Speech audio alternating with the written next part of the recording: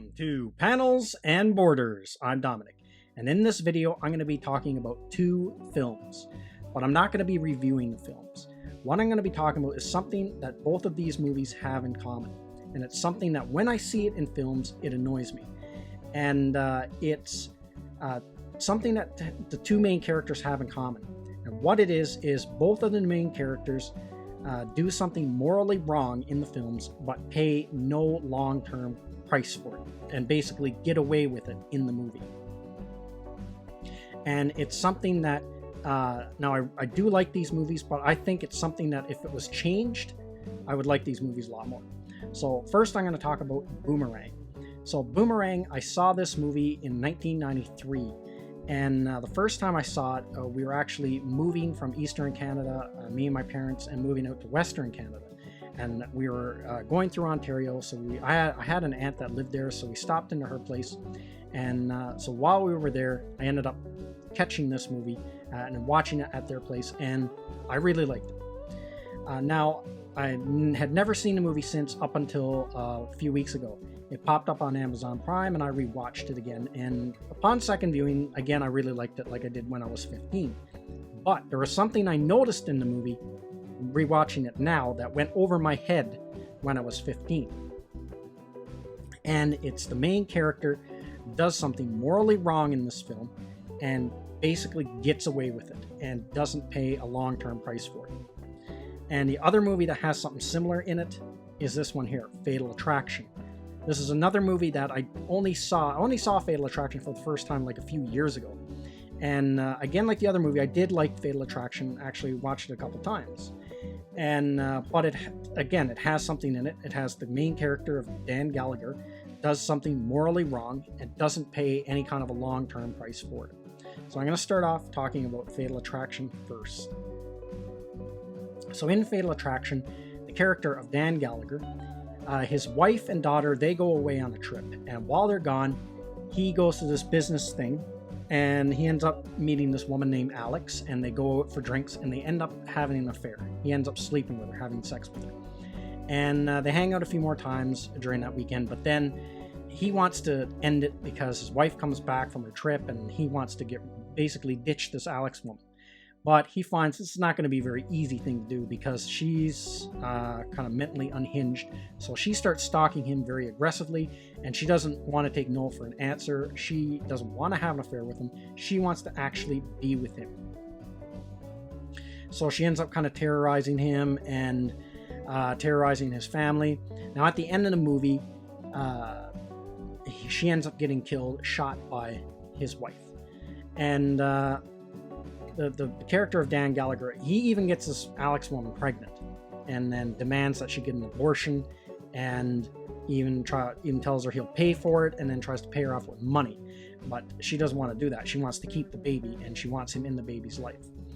And so at the end of the movie, he does suffer in the movie. Obviously, he suffers because the woman terrorizes him and his family. But he really doesn't.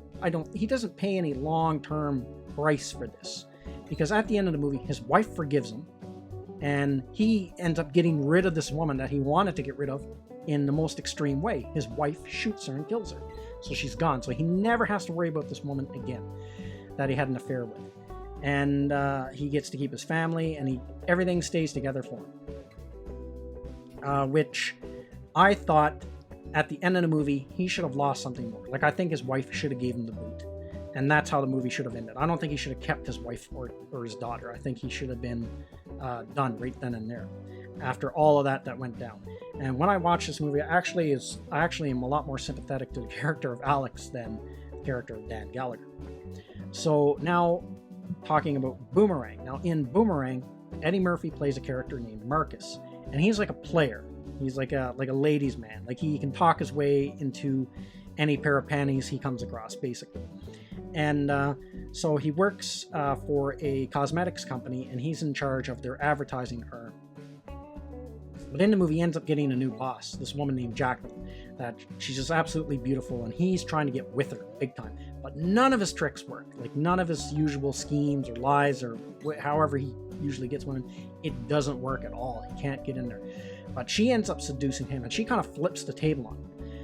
because she plays hard to get for so long. He ends up like falling in love with her, and they end up sleeping together. But she doesn't want any kind of relationship with him. He wants to actually be with her. He thinks like this is the woman that he's going to marry, the woman of his dreams. She just wants to have sex. And then once she realizes that he doesn't want to be with her, or once she realizes that he wants to be with her seriously, she basically gives him the boot. And he's all brokenhearted about it. Now, while all this is going on, in the background, there's this character named Angela that's played by Halle Berry. And she's like the very girl next door type character type, very innocent and all this kind of thing. That usual archetype, the girl next door kind of archetype she plays. Now, she also works for Jacqueline, and she is sort of, she sort of ends up getting hooked up with one of Eddie Murphy's friends in the show. Like, they go on a few dates, but it's not really working out, but he really likes this Angela chick. So now, after Jacqueline gives Eddie Murphy the boot, he starts spending a lot of time with Angela, and he starts falling for her. And he kind of does this, like, he doesn't really tell his buddy about it, so that's kind of like the first thing he does wrong. Well, besides the way he lies to get into women's pants or whatever, there's that. But he basically ends up stealing this woman away from his friend, and didn't tell him about it, and then he kind of finds out, like, the hard way, his buddy. And so in this movie, there's kind of like a trio of them, right? Martin Lawrence plays the third friend he got, and they're like a trio of buddies that always hang out together. And then because Eddie Murphy kind of went behind his back and kind of stole this Angela girl away from him, that trio ends up splitting up. So he betrays his buddy. And so that's the other thing. And then after Jacqueline realizes that she can't get his attention anymore and sees that he's falling in love with Angela, she doesn't really like this because it doesn't really feed her ego. So she ends up seducing Marcus again, and they end up having sex. Not once, but twice. They end up having sex twice. So he cheats on Angela twice with his boss, Jacqueline. And the second time he has sex with her, then he has the revelation. Hold on a second now. I actually am in love with this Angela girl. I'm going to be with her. So he tries to get back with her. And by that point, she wants nothing to do with him, and she ends up leaving him, and she ends up getting a new job with another company, so she's not even at the same company as him anymore. So then he ends up tricking his way into where she works at the end of the movie and convinces her to take him back, and she does. And then his other buddy, he also forgives him at the end, so the trio of buddies are all back together, and he ends up keeping Angela. So again, this is another case of his character done all this lying and scheming and cheated and all that, and like betrayed his friend, and also betrayed this woman that he was supposed to be in love with, this Angela girl. And at the end of the movie, he gets away with it. He doesn't pay any kind of a long-term price for it. So if I was in charge of these two movies, and if I could alter the endings of these two movies, I think I would have changed it so that the character of Eddie Murphy, at the end of the movie, when he tried to get Angela back, she wouldn't forgive him. And I would have ended the movie somehow him sitting alone on a park bench contemplating his mistake and his life and what he did. And now, all this dog ways have come back to bite him in the ass. Because at the end of the movie, he doesn't pay any price. He gets his buddy back, he gets the girl back, Angela, and he ends up having sex with his boss. He ends up cheating on Angela again with his boss, having sex with her 2 more times, and then gets her back again. So he really pays no price. So it's not believable to me, anyway, as a viewer. It's not believable that he would change, that he would have learned any kind of lesson, because really there's no lesson to learn. The lesson to learn is, well, I did all this and I can just talk my way back in anyway. So really there's no real change for him. I kind of like it when characters when they do stuff like that, they actually have to pay some sort of a long-term price for it. Now, I realize Boomerang is like a romantic comedy, and kind of, I guess maybe they're all supposed to end that way, I don't know, but I think it would have been a much more interesting ending. I think it would have been a better ending if he ended up having to pay a price, and I think it would have made the movie more memorable, in my opinion. Same thing with Fatal Attraction. Fatal Attraction is a very iconic 80s movie. But me personally, I think same thing. He goes off. Now, obviously, he suffers a lot more than the character, Eddie Murphy's character, a lot more, because the woman he sleeps with is a psychopath. But I think it would have gave the film even more weight if at the end of it, when all of it was over, that his wife said, like, we're done. Like, this, like, what you did here is unforgivable. You brought this psycho into our lives, almost got us killed, almost got our kids killed. Like, our kid is traumatized now because of you.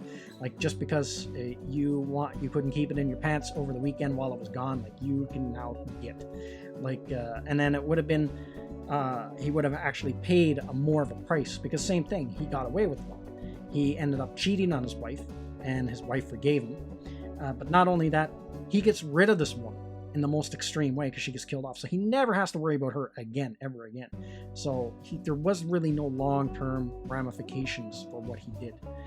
Like, I like movies that when their characters do something like that, they end up paying for it in the end. So it's just something I wanted to talk about because it's something that I observed in Boomerang when I watched it again for the second time. That went over my head when I was 15. And it reminded me of Fatal Attraction and kind of a similar thing that happens in that movie. And it's kind of like an annoying thing to do with character arcs, that when they have these kind of character arcs, that to me is not really a character arc. It kind of ruins the character arc because they don't ever actually, there's no motivation for them to change. And it kind of makes it unbelievable, for me anyway, as a viewer. So it's just my opinion, but I don't know, that's how I feel with this kind of stuff. So that's everything I wanted to say in this video. Let me know what you think in the comments section, and I will see you at the next one. Thank you to all of my subscribers, and thank you for watching this video. And if you're new to the channel, like, subscribe, and share. And don't forget to hit the bell icon for notification when new videos are uploaded.